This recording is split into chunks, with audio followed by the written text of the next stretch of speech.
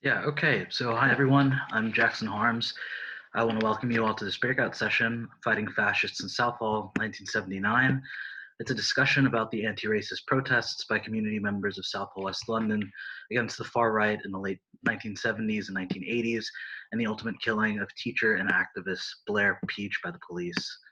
Our speaker today is Jas Nijjar, a third-generation Southall resident and a PhD student at Brunel University London, examining the relationship between institutional racism and the militarization of policing.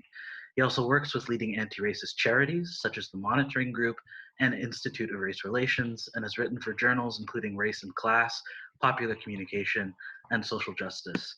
And if any of you have questions, just pop them into the comments and we'll get to them at the end if we have time. Okay, Jas, go ahead. Okay, wonderful. Let me begin by thanking you all for being here on this Monday afternoon. Thanks also to Consented for organizing this event. Okay, so to most people, the 23rd of April is known as England's National St. George's Day. However, that day also stands out as a moment in British history when nationalist sentiment was supplemented with state racism and police brutality of the deadliest kind. In 1979, it was the day that Blair Peach, a New Zealand-born teacher and anti-racist activist, was killed by police in Southall, West London, while protesting against the far right's attack on the town. Hence, in the spirit of what Howard Zinn called radical history, I want to show how past racisms that materialized in Southall remain alive today, albeit in different ways. This is an important political endeavor because it reveals how the racisms of today are rooted in a frustratingly long history, central to which is the degradation, brutalization, and resistance of Southall's Black and Asian working class community. It's worth mentioning that I'm a lifelong Southall resident, born well after the murder of Blair Peach, and someone who attended Blair Peach Nursery in the early 1990s. As such, my aim isn't to remember simply for the sake of remembering. Rather, I'd like to make my hometown's rich and radical anti-racist history useful in a way that helps us better understand and resist our current moment. A moment defined by continuing institutional racism, intensifying police militarization, and flourishing far-right fascism. But also a moment where support for movements like Black Lives Matter, calls to defund the police, and recognition of racial injustice have all gained significant support. And if we have time at the end of the talk, I'll also share some pictures from the community-led events that took place in Southall last year, which I helped organize to remember both Blair Peach and Southall's broader history of racism and resistance. Southall, for those who might be unaware, is a working-class urban district in the London Borough of Ealing. A recent Guardian article states that Punjabis comprise just over half of Southall's population. That same article also wrongly calls the town Little Punjab. This is problematic because A, it's actually known as Little India, and B, it undermines the fact that we have a large Hindu community, as well as those of Pakistani, Afghan, Sri Lankan, and Somali origin, to name but a few, all living side by side. Hence, Southall epitomizes what Paul Gilroy calls multicultural conviviality, an experience probably most evident on Southall's famous Broadway, where everyday practices of multi-ethnic interaction materialize, and where the body itself is subject to a culturally diverse set of sounds, images, and other sensations. Now, on the 23rd of April 1979, traders, residents, workers, and youth of Southall mobilized as a community to peacefully protest against the National Front. With approval from Ealing Council, the National Front planned to hold an election meeting at Southall Town Hall on that evening.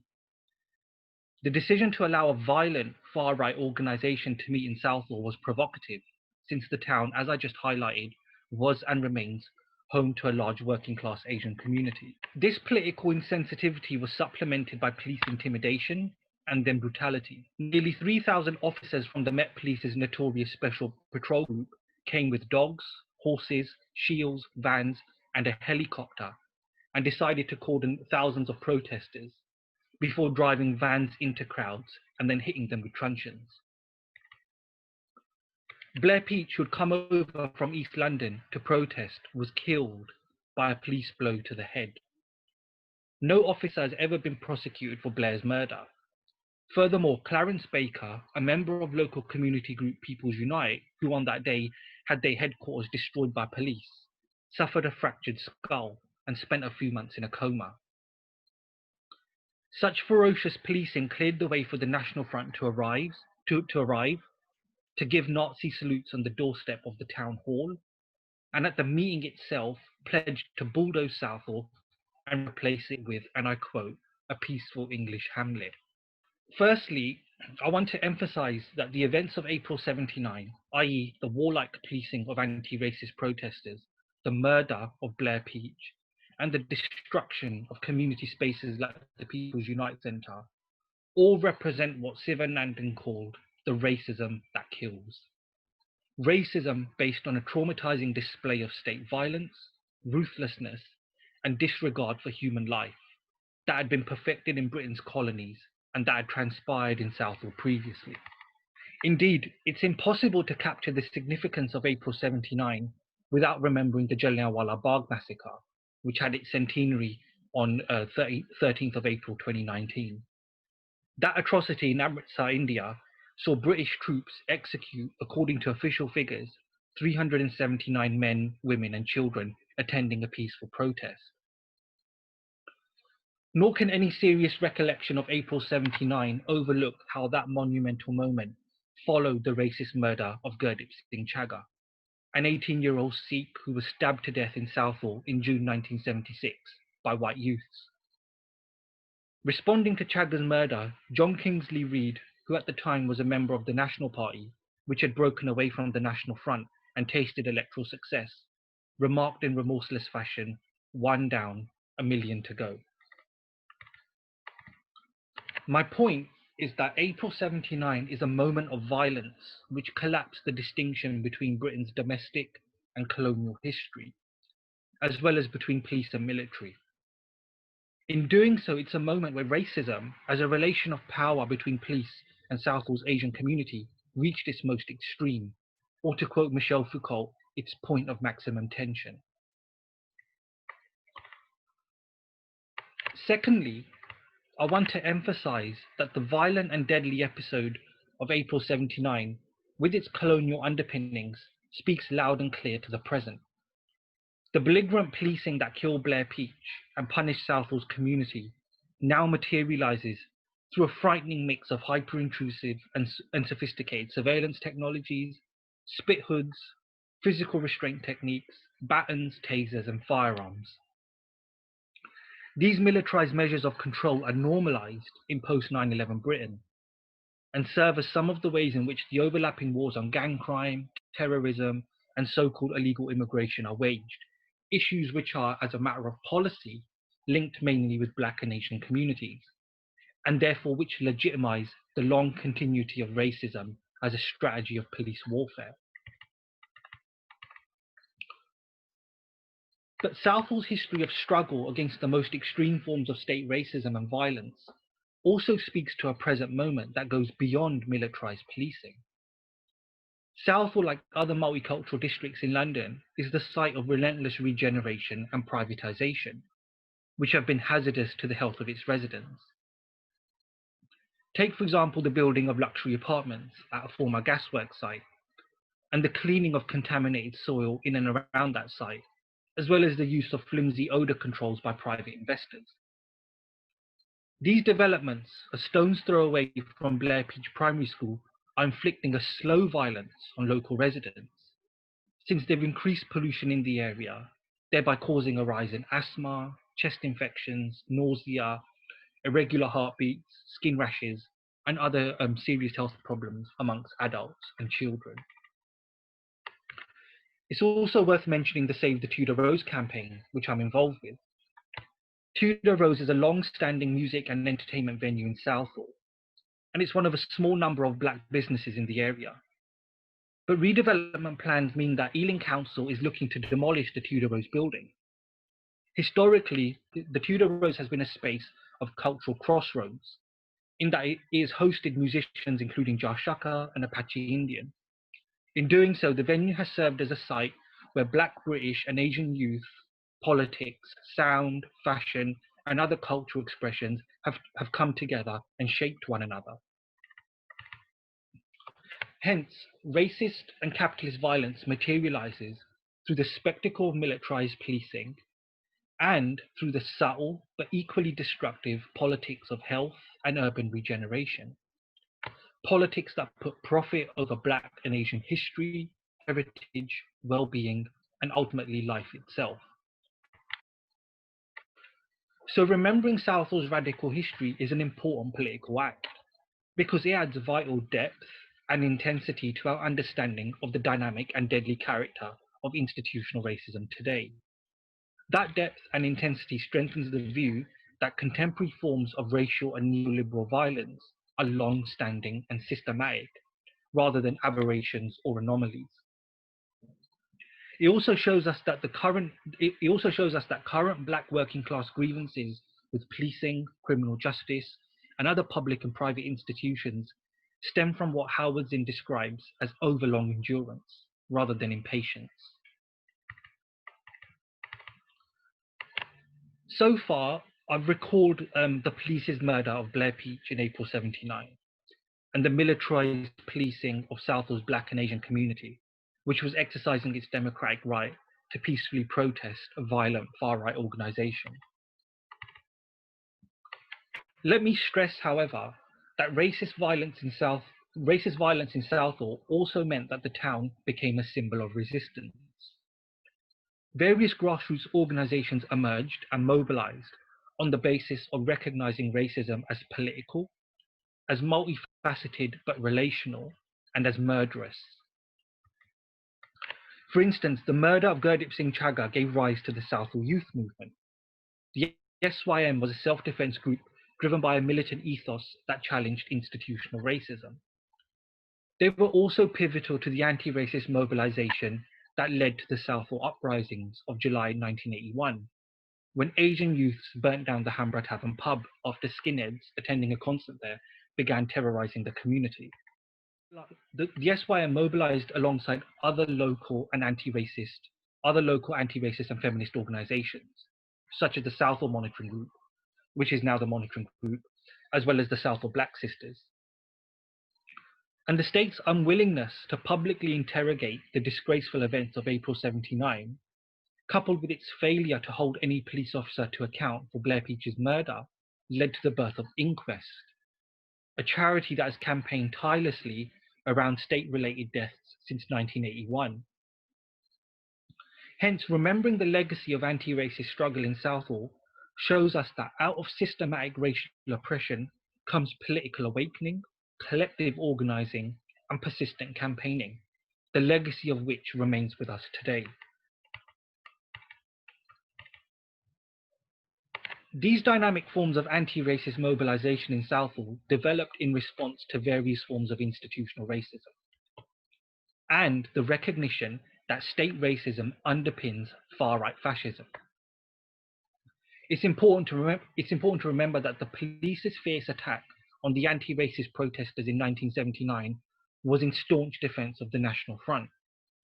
Meanwhile, the confidence of the far right that day rested firmly on the institutionalization of Black and Asian communities as welfare scrounging illegals, as criminals of one kind or another, and so on, all of which was designed to deflect attention away from a post-war crisis in capitalism, as discussed by Stuart Hall and colleagues in their priceless book, Policing the Crisis.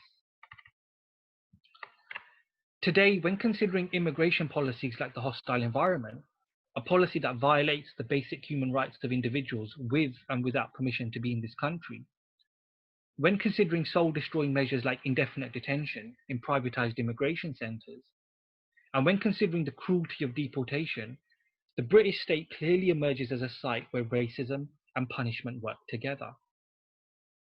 Indeed, Southall itself was subjected to Theresa May's intimidating Go Home bans, which ominously toured London, bearing the message, in the UK legally, go home or face arrest. The crude deployment of go home vans, of immigration raids, and other aggressive tactics is designed to strike fear into Black and Asian working class communities. But these measures also do two other things. Firstly, they form part of a broader, cynical, and shameless attempt to frame migrants as out of place, despite the central role of British foreign policy in leaving migrants with virtually no option but to make the perilous journey to Europe. And secondly, they frame migrants as the source of social and economic woes, despite years of austerity, capitalism, and neoliberalism, rather than immigration curtailing social services. But recalling Southall's past reminds us that the unrelenting obsession with immigration in popular and political discourse does something more. It serves as the lifeblood of far-right fascism.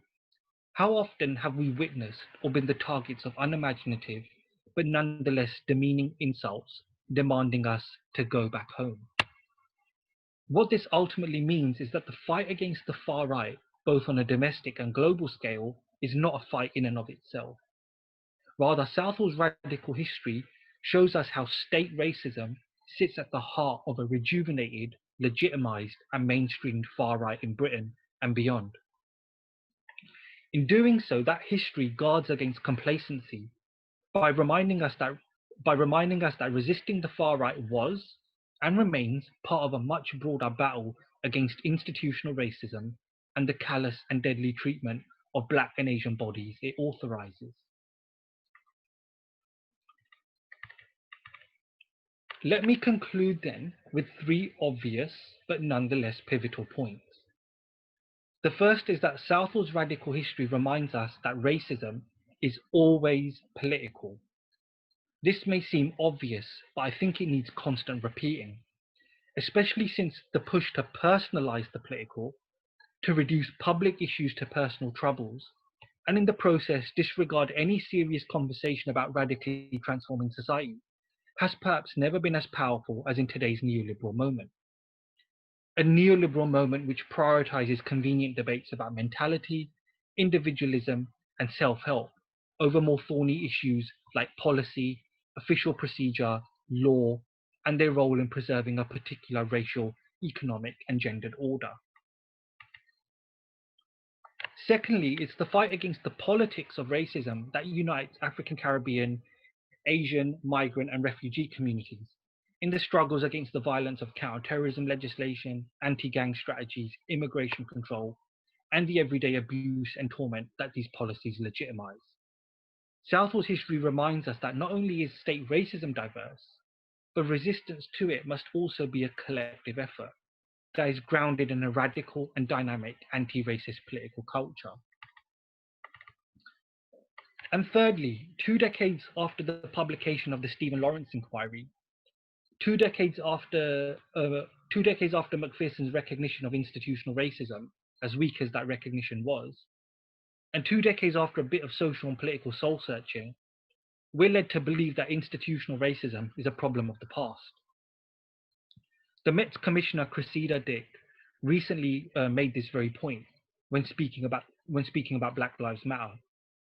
However, collective efforts to fight back against different but related state racisms are as urgent now as they were in 76, 79, and 81. Not least because the racism that killed Gurdeep Singh Chaggar and Blair Peach remains all too alive today. So schools in Southall have made absolutely no attempt to interrogate the history of race and racism in that part of London, whether that's through the curriculum or through other means.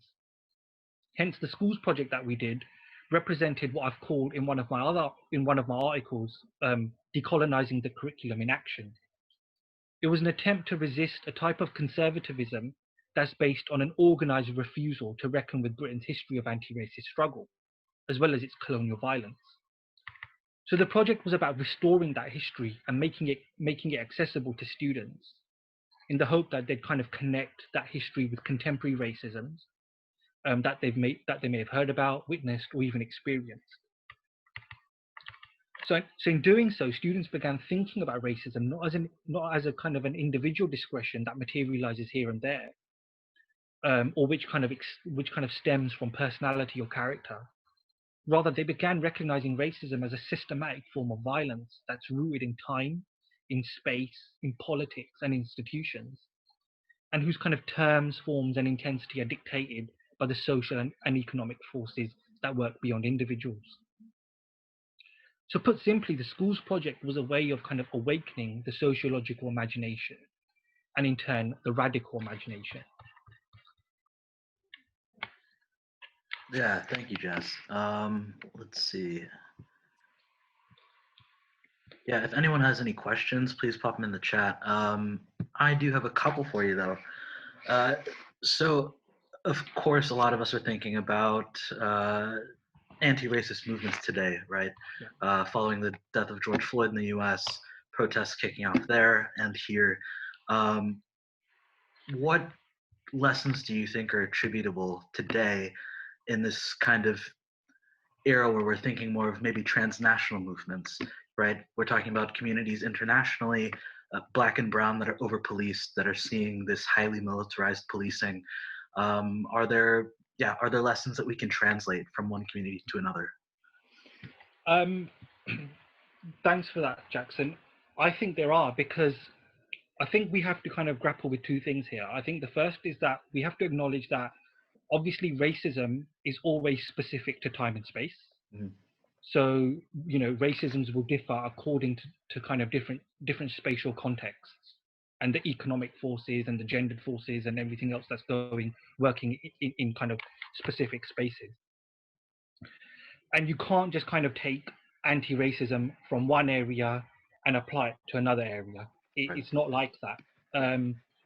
At the same time, though, we have to acknowledge that regardless of which racisms we're talking about, whether it's the US, whether it's the UK, whether it's Palestine, whether it's Kashmir, racism always has kind of it has certain dynamics that kind of, regardless of the space it's in, it has these certain things in common. It's always political, right? It's always institutional. It's always fed by kind of broader forces like the state, like the law, like policy, and so on. Different racisms feed off each other. So what's going on in Palestine, you can't fully understand that without understanding what's going on in Kashmir. Can't understand what's going on in Kashmir without understanding the UK and so on. So various racisms are relational. And the third thing that all racisms have in common is that at their most extreme, they kill. They violate, they degrade, they undermine black life, and they kill.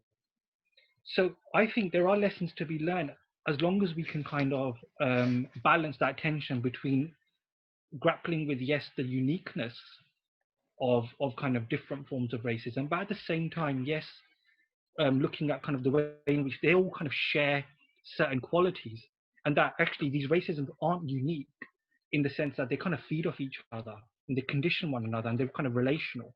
Right. And whether you're talking spatially or kind of in the context of history and time. Right.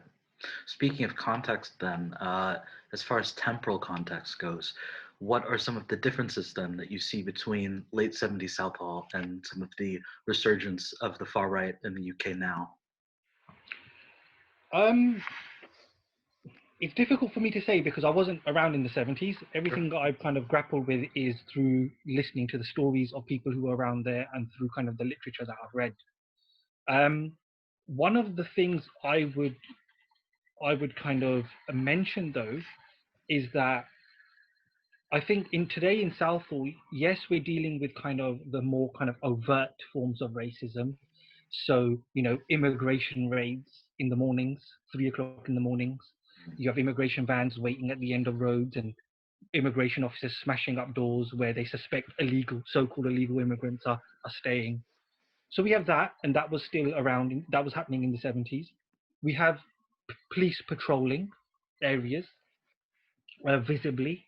But I also think, and I mentioned this in the talk, I also think we need to grapple with kind of the less obvious and the subtle forms of racial violence that operate in Black, Asian, working class areas, such as through the politics of kind of urban regeneration, the violence that happens through pollution in the air, the violence that happens through regeneration that wants to demolish key sites like the Tudor Rose venue, that want to demolish Black history and heritage.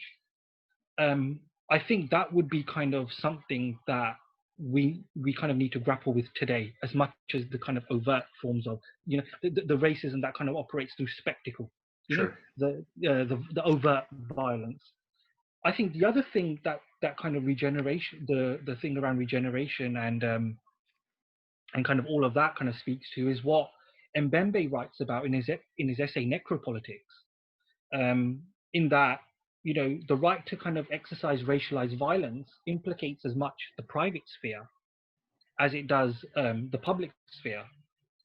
Especially in our neoliberal moment, our neoliberal moment is one of kind of like the shrinking of the welfare state, increasing privatization, the growing dominance of market logic. And I think, racialized violence is increasingly inflicted now by kind of non-state agencies and non-state actors, such as, redevelopment companies, with obviously the approval of the state. So I think, what kind of differs 70s and 80s to now is that the neoliberal dimension of racism and racist violence. Sure. Yeah, absolutely. Actually, one of our audience members is talking just about that. Says, with the regeneration work and slow gentrification of the area, I was wondering if you'd seen much reach out from newer residents to get involved in your work, and if not, how important you see engaging those moving these unaffordable new houses in your activism in order to protect its long-term residents in the future.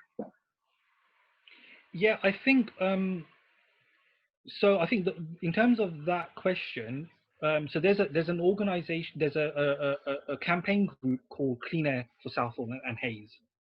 I haven't worked closely with them. I know that they're doing a certain work.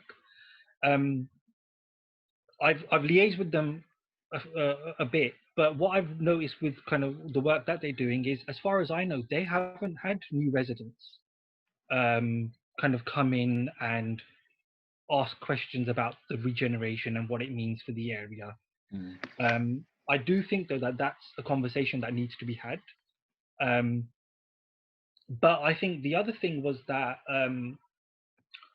whether it's new residents or not, I think it's not just Southall, but other areas. I think we struggle with kind of getting people in the area to grapple with their own histories. So just the work we did with Blair Peach, we didn't have much kind of young people involved with the Southall Resist 40 project that we were involved in terms of we went into schools and we got the students to do the anti-racist work. But in terms of the Southall Resist 40, the campaign group that led those projects, there was a real lack of kind of young people kind of engaging with that. And for me, that's a concern, that's a worry. It's kind of how we make that history, like I said before, like not just remembering it, but making it to speak to people's kind of everyday experiences today. Sure. So there's that kind of thing of like, yeah, okay, with the regeneration stuff, yes, there has to be an active kind of effort to make newer residents involved in that. But in terms of the broader anti-racist struggle, we need to kind of engage with people just on a general level as well. Yeah, and I think that probably speaks to, right, yet another form of state violence, which is really having communities forget some of the histories that are behind their movements. Yeah, and it's this kind of ignorance, but it's not. It's an ignorance that's produced. Sure. Right. So if you look at, we got Blair Peach Primary School in Southall, but there's no active attempt to actually explicitly highlight who Blair Peach was. It's like this hollow history where, yes, the school's there, yes, it's named Blair Peach, but I remember going on the website and I couldn't see anything about who Blair Peach was, why the school was named what it was. And that's not, that kind of forgetting, it's not coincidental. It's produced. There's a politics to it. Sure. Which kind of the schools project and the plaques was trying to kind of tap into and kind of challenge. Sure. If that makes sense. Yeah, absolutely. And I do think that it's intentionally made to seem as though it is coincidental. That in and of itself is not an accident. Yeah. We have another question. Have been hearing odd things about what constitutes affordable housing from family So wondering if, okay, yeah, if this is true across London, is gentrification pricing people out of Southall? Sorry if you've already talked about this. Yeah, I mean, I'm not an urban geographer, so there are people that can speak much more cogently about this than I can. However, Southall, I mean, the property prices here are through the roof. So if you're, and at the same time, we're a kind of we're a black, mostly a black Asian working class area. Mm. So whether you're looking to buy a house in Southall, whether you're looking to rent, it's becoming increasingly difficult to do that. And I think the positioning of kind of the new flats again isn't a coincidence either, in the sense that they're positioned right next to the Southall train station. So we suspect that kind of the people who move into those areas are kind of middle class people who work in the city, and they just need to walk 2 minutes from the flats to the train station to work and then back, right? So it's for certain people. Whereas yeah, so there's that kind of speaks a lot, and that's just not in Southall. That's happened in Tottenham as well. Mm. So if you look at kind of where Tottenham Hale train station is placed, where Seven Sisters train station is placed, in and around those train stations, lots of kind of luxury apartments and so on for people of a certain kind of income bracket. So there's that, and yeah, so absolutely. So there is this kind of there's this double thing going on. Yes, there's this kind of there's the pricing out, but the people who are here and who have been here for a long time are subject to kind of the violence of regeneration through various ways. Mm. So there's that double thing there. That's Yeah, how it works. sure. I guess for me that leads to another question, which I don't necessarily expect you to have a cogent answer for because it's a big one. But I know that when I first entered undergrad quite a few years ago and was learning this kind of shift from the individual kind of racism that we think of in these kind of layman terms to this conceptualization of institutional structural racism, that it was quite overwhelming. That makes you feel powerless, which in many cases you are. So I guess the question is then, once you've uh, done the reading, once you've been educated, what is the next step? I mean, there's of course work we do in the community, but I think sometimes if we're thinking about what is the neoliberal project, it feels really gargantuan. So what are some of the steps we can take there? I think, yeah, I have this conversation with my students all the time. Mm-hmm. I think the first step is actually reading and understanding what racism is. Yeah. I do worry about the future of reading. I think that given that things like Twitter, so much kind of sharing of kind of articles and instant rapid pieces, people aren't. I don't, I hope I'm wrong, but I get the kind of the sense that people aren't reading as much. Mm. I mean, in terms of like books. So I think the first step is to actually read, Black Power by Stokely Carmichael and Charles V. Hamilton, which gives a definition of what institutional racism is. They define it as something that it kind of operates through the policies and the laws and kind of the official procedures of society. It's not an individual thing. It's in the kind of the laws of society. Read kind of Sivanandan, A Different Hunger. Read Policing the Crisis by Stuart Hall. That kind of really ground the relationship between racism and politics. That's the first step. And I think that's a really powerful thing, because then when you start understanding racism as a political project and not an individual thing, you can hold it to account. And it means that you're not necessarily, yes, in some cases and in some sense, you hold individuals to account, but you know that that racism that's performed by the individual is part of a broader structure. Right. You know what I mean? Yep. So if you're being stopped and searched under kind of, anti-gang legislation or anti-gang policy, you know that actually that's because the gang's matrix says that, 90% of the names of the gang's matrix are black. You know that that's a racism that's operating beyond the individual. And then what you do is you start having conversations that aren't about reforming individuals. It's not about giving them cultural awareness training, cultural diversity training, unconscious bias training. You start having sensible conversations about radically transforming society, which we're seeing through defunding the police and everything else. Yeah. It can feel overwhelming. Like, how are you going to take on the state? How are you going to take on these massive kind of institutions? But Southall, Tottenham, Brixton, these are communities of resistance in the sense that they've mobilized locally, they've mobilized on the ground through their understanding of racism as political. And that is really important for kind of holding institutions to account rather than individuals, if that makes sense. So Absolutely. it all stems from how you understand and conceptualize racism. If Yeah. you understand it, this was the problem with Macpherson. So Macpherson report after the Stephen Lawrence inquiry. He says he acknowledges, yes, the police are institutionally racist, right? But he's used the term institutional racism. He's used a black power term.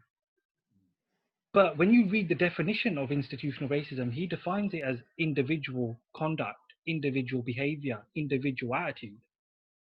And he actually explicitly says in the Stephen Lawrence report, he says, if by institutional racism you think I mean that the policies of policing are racist, you're wrong. So yes, he uses the term institutional racism, but he individualizes it.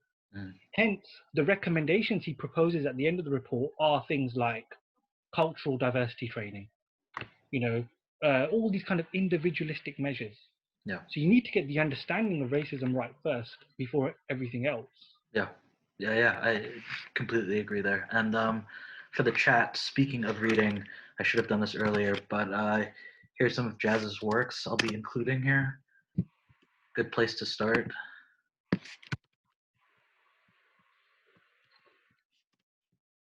And there's yet another question for you. Just seeing from what you were saying in your reply that if people are just using locale as residents at the end of a commute, are they seeing themselves uh, paying into the community? Are they helping to keep things afloat, or are their interests just superimposed?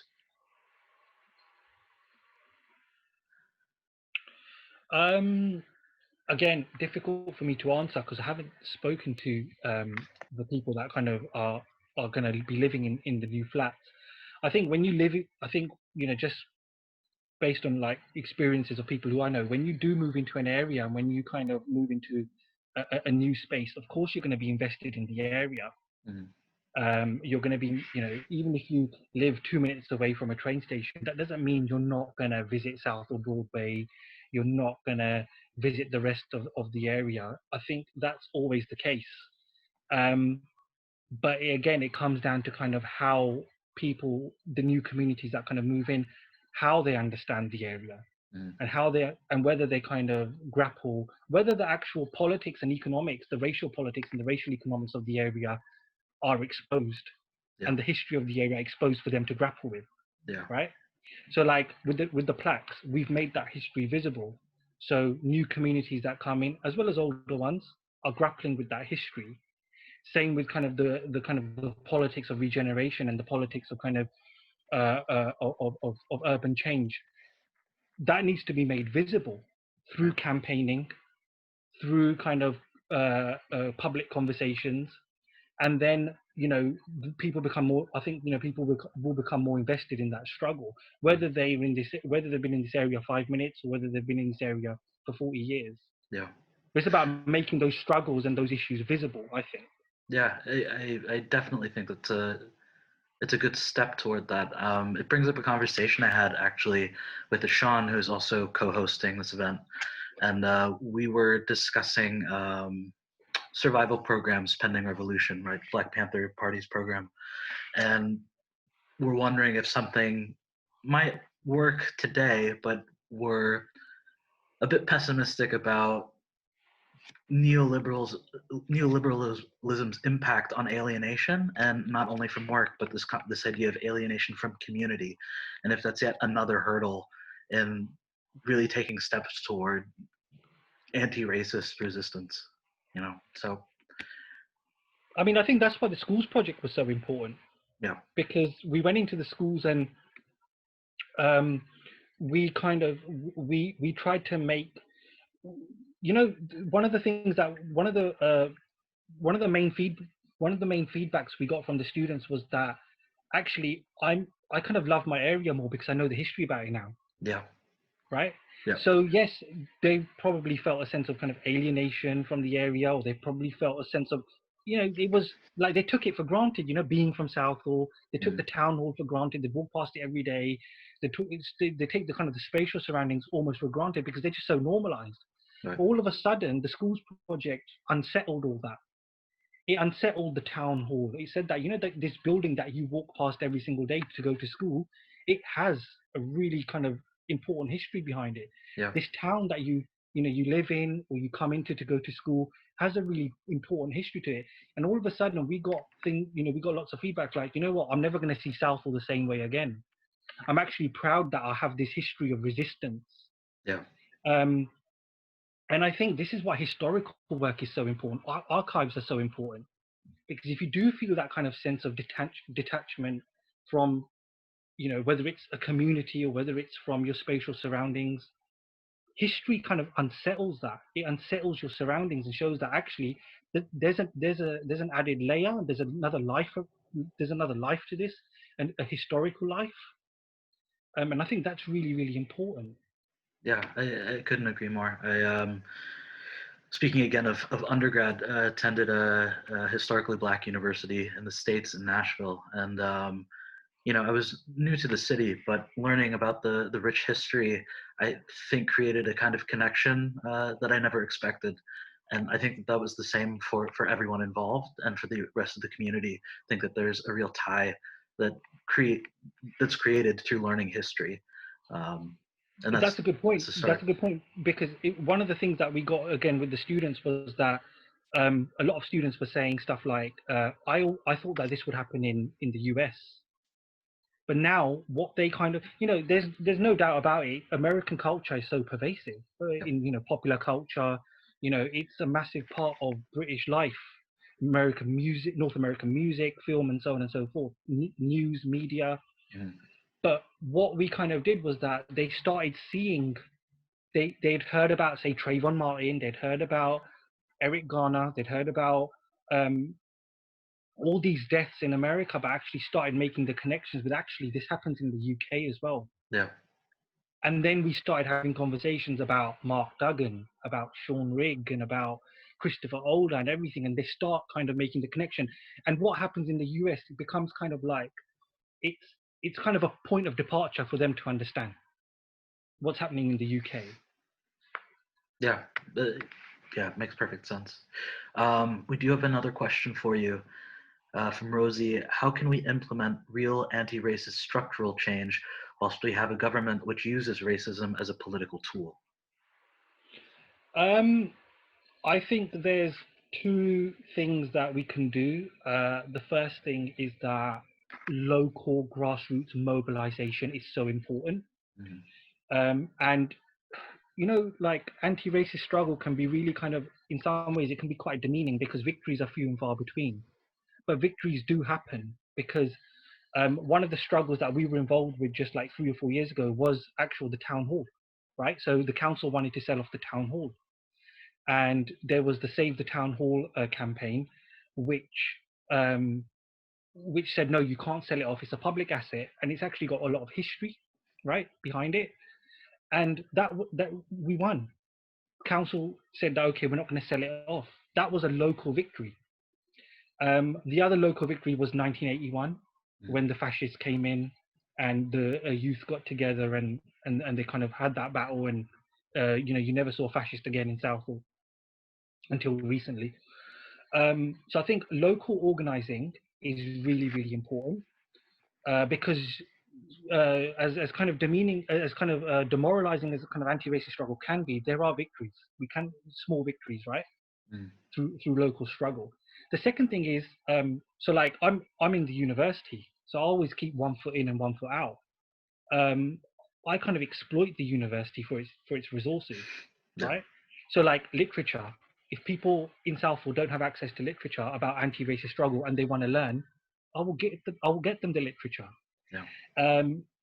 Making the classroom a dangerous space, right? Making the classroom a space of resistance, of activism, making teaching activism. So there's that. So the institutions you're involved in, yes, there might be this corporate, capitalist, racist white institutions, but that doesn't mean that there aren't spaces of kind of micro resistance that can kind of pop up within them.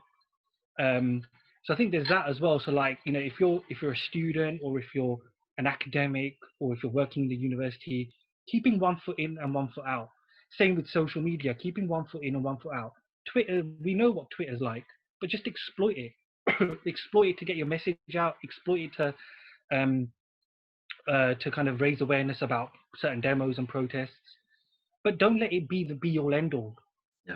You know what I mean? So I'd say that. I'd say local organizing and keeping one foot in and one foot out of kind of the institutions that you're kind of involved with. Sure. Yeah, fantastic. Unless anyone has any other questions, we can end it here. Thank you so much, Jas. That really such a fantastic topic, and I enjoyed reading your works, and I encourage everybody else to do the same. All right, thank you again, Jas. Thanks.